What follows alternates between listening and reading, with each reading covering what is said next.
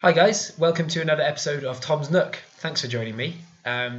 This episode is going to be slightly different to the normal ones because I'm going to do a top 10 countdown of some of the best N64 games I think you can buy if you are looking to build up a collection. So it's based for people like me who are looking for a bit of inspiration for what to buy if they like to buy old consoles, and then you're looking for some of the best things to get to go with it. And so, for that very reason, I have avoided some of the most famous, the most really obvious N64 games. So, if there are some absolute classics that I haven't included, that is why. And I've also avoided things which are prohibitively expensive. So, there are a few games on the N64 which you can easily pay well over 100 quid for. And most people know about what they are already. I'll do a little list of them at the end, just so you can check, because if you see any bargains on them, obviously they're really worth picking up. But I have gone for a top 10 of things which I loved and which I'm definitely looking forward to pick up for my N64 again now, and things which I think are still good fun to play today and won't cost you the earth. So, on that note, I shall kick off with number 10. I have chosen ISS 2000. Bit of an outlier, this one. Football games on the N64. The ISS series were all great. And of the three that are on the N64, ISS 2000 is the newest one, and for me, it's the best one. They all basically play the same kind of game, football, but this one just added in a really, really cool career mode, which is pretty much unlike anything I've ever played on a football game before. It's kind of ridiculous, like a little RPG mode where you can talk to people and chat people up, and you have to keep the fire of your footballing passion burning until you get into the national side. It's very, very cool, and it gives it something unique and something that's still worth picking up today if you can deal with N64 grade football games. And I have to say that last summer for the World Cup, it is the one that I went back to dig out to try and find and play. Yeah, play when I was getting a bit of World Cup fever. It's a very, very good game. Number 9 is also a sports game from Konami, International Track and Field. I had some of the best multiplayer fun on the N64 with this game. It's an insane button basher, and it looks pretty horrible. The graphics are really ropey, but to play it with 2 or 4 players, like it's so much fun. There are so many great events on it, not many duff ones, and you can pick it up for next to nothing, and you're guaranteed to get quite a lot of good fun out of that one. Even just the 100-meter dash alone is worth it. Just hammering the A and B buttons and trying to beat ridiculous world records.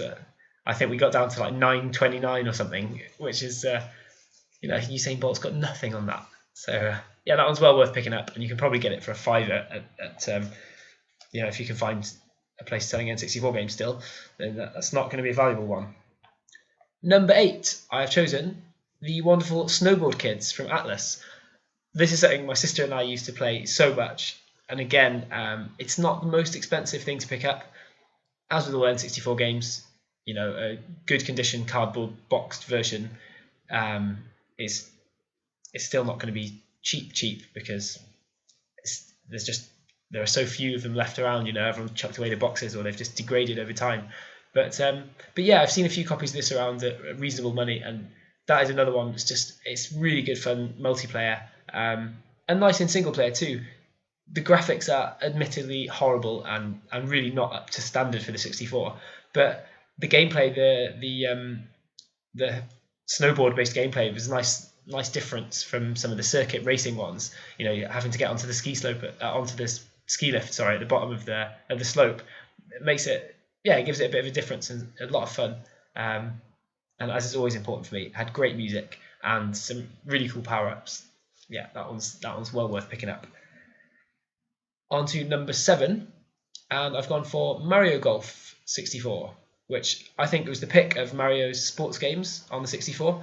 A little bit more serious, a bit more of a simulation than some of them. It didn't add in like wacky power-ups or anything crazy, and personally I kind of like that. It just plays a solid game of golf. You've got 6 really good courses, tough conditions. It's tough to play. It gives a bit of a challenge. Unfortunately, the championship mode, the tournament mode, is actually you'll find the scores of the opponents sort of come back towards you in the last few holes, and it's fairly easy to win all the tournaments. But collecting 108 birdie badges, or certainly finishing ring shot mode, that's just some serious challenge in there. And there's quite a lot of content on that game. And again, always important for me, really great music on some of those courses. So that's really good fun game to pick up. And actually, I just downloaded it on the Wii U as well, so I shall be getting some use out of that. Number 6, I've gone for World Driver Championship. I don't know anyone else who played this or knew about this, but I think it was the N64's best racing game by a long shot, really. Really nice sort of realistic car models. I know they weren't technically real cars, but they were clearly based on real cars, and they looked great. And they had a really nice handling model. That game had a really good sort of weight distribution model, and some of the tracks that they'd made from all around the world were really cool and really well designed. They used the lack of a license really to their advantage there, and had a lot of fun with designing some really cool courses. I remember the Zurich one stands out, the sort of city track.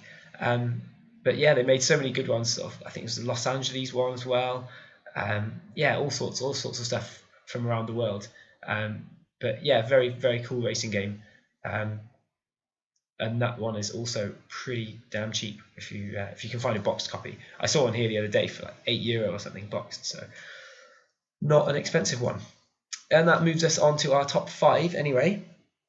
I've gone for Diddy Kong Racing at number 5. I know it's a bit more of a well-known one, but I'm kind of choosing this here in lieu of Mario Kart 64, which everyone seems to go for. This is a lot cheaper if you can find it than Mario Kart 64, and for me, it's also a lot better. I think Mario Kart 64 was one of the weakest ones of the series. Having said that, I still love it, but actually Diddy Kong Racing does everything that Mario Kart does and a lot more. It's really good fun in multiplayer. It's got amazing track design, so many of them as well, so many tracks, 3 vehicles. I mean, it was ahead of its time in that sense. Again, great music, really cool power-ups and items, and the single player mode. Everyone says it, but yeah, the single player mode is also really worth playing. There's so much to unlock and so much you can do on that, and it still looks pretty good as well. And I know they released a DS version later, but it hasn't really been bettered. There's not really an easy way of just getting the game and playing a better version of it than picking it up on the original N64. Number 4 is another game by the same developer, Jet Force Gemini. Really good looking game on the N64. Really cool music as well. Very good graphics. They blended all that stuff together, and you have a pretty cinematic experience actually. Some really good levels with rain effects, and there's some quite atmospheric planets that you go to. And yeah, as a space shooter, I was always a fan of the third person gaming, like shooting games anyway. I think, I don't know, there's something about that I preferred to most of the first person shooters.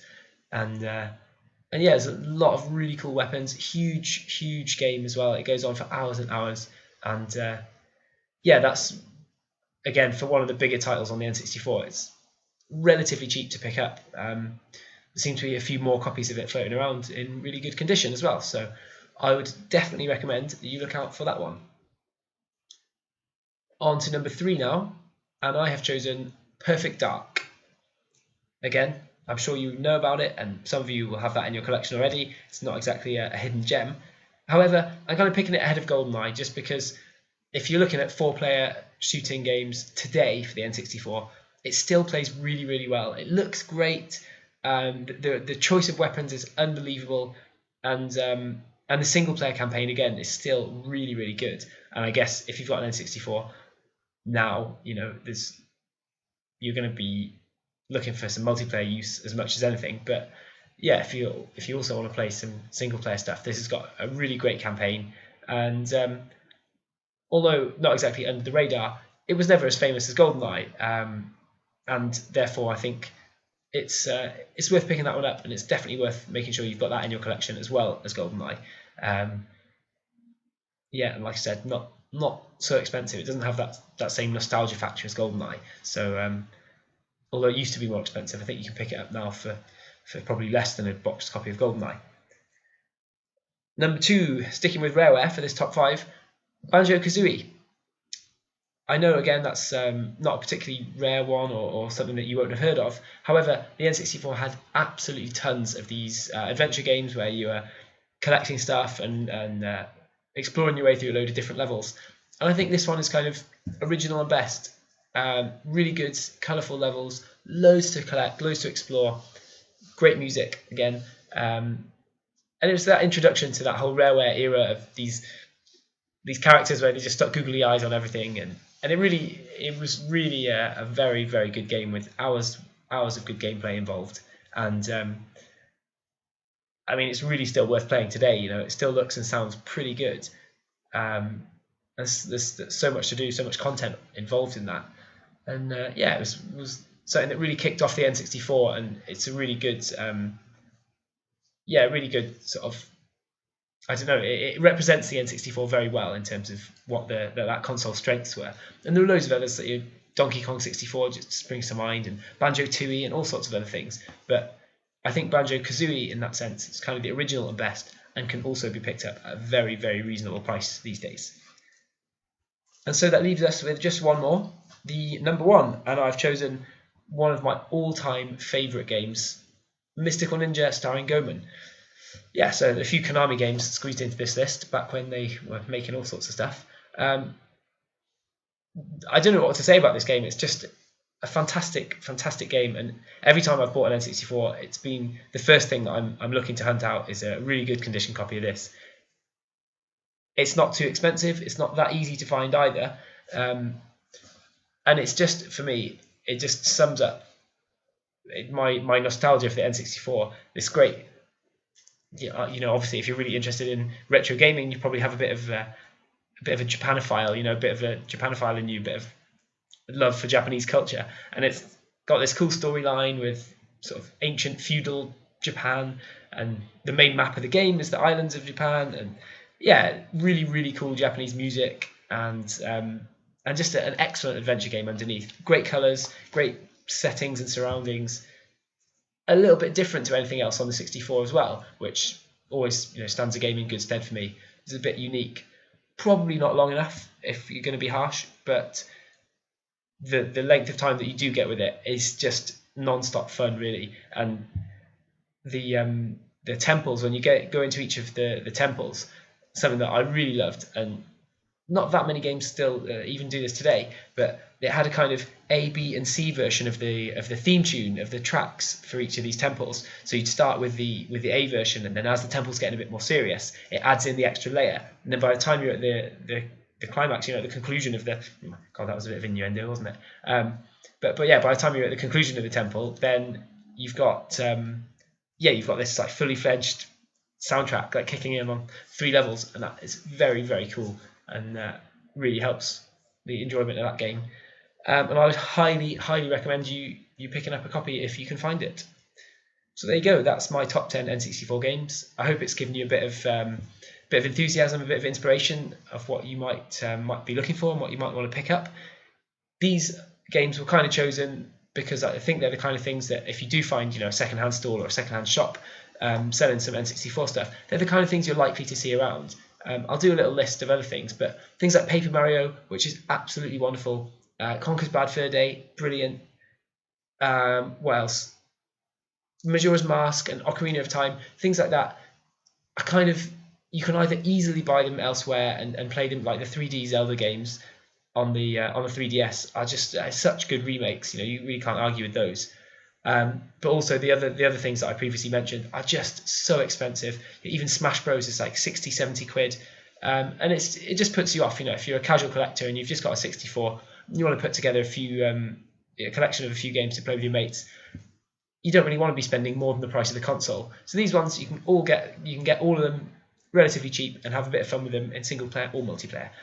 Please let me know what you think I've missed out. There's loads of stuff that I didn't mention because I either didn't play it or didn't know about it, or it's just slipped my mind. So I'd love to see what you guys think should be included in the list.